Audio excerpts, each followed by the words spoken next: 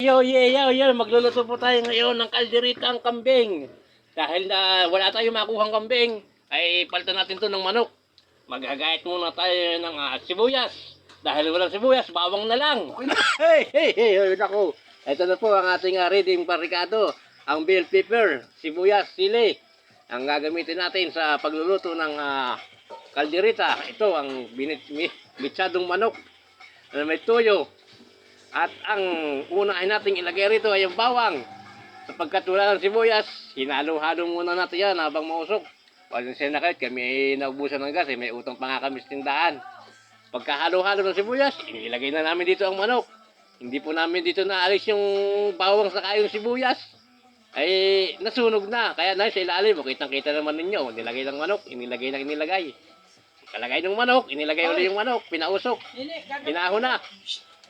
Pagkahoy yan, marami, isang luto na yan, isang pungkuso na yan, yan po ang aming pagsasalu-saluhan. At naghihintay lang kami ng tamang oras. At isunod namin yung pinirito ay ang bawang at ang mali. Ang repolyo ay hindi repolyo. Dahil wala repolyo, ginawa na lang namin patatas. Habang, ayan, nagsasalitang yan, ay ako yan. Titikman ko muna itong aking pinirito na yan. Maalat, matamis, matabang. Tapos ay bumalik uli ako rin sa pagluluto ng piniritong patatas. Pinausok-usok ko lang yung apoy niya sa ilalim. Habang isang batang ito ay naglalambitin. Yan po ang ating bisita. At ito nga po, patuloy na po nating ituloy ang pagluluto. Pinakita na po natin ating mga tamang rikado. Ito ay patsam po lang. Ay kung inyong mamarapatin ay nilagay po rin namin ng manok para sa pangalawang pagluluto na ito. Aming pinakulo-kulo na ito at pinahalo-halo ng magiting na kusinero. Ayan, hinalo ng hinalo. Medyo mabagal po ang maghalong ito. Ito ay baguhan po lang. Unang sundok sa pagluluto. Ay galing pa po sa ikapitong bundok ng Tralala. Ay, ayan na. Halo, halo pa. Halo ng halo habang patuloy po ang usok. Ayan na, hinalo pa lang, hinalo.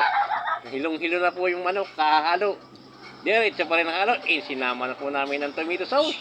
Sinama na rin namin ng rinaw. Para ang pampalasang ito ay tunay na kumapit at manuot sa loob ng manok. Ayan, lagyan ng sabaw yan. Kasama ng sabaw diyan.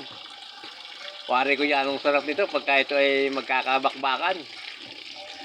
Halo-halo yung laan natin dito habang tayo ay paikot-ikot. Ilagay na natin yung rinaw.